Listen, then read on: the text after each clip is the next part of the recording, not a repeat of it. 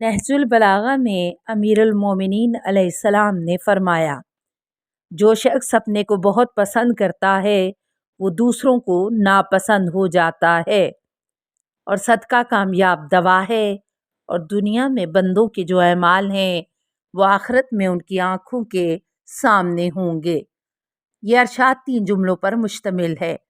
पहले जुमले में खुद पसंदी का बताया गया, जिससे दूसरों के दिलों में नफ़रत और हकारत का जज्बा पैदा होता है।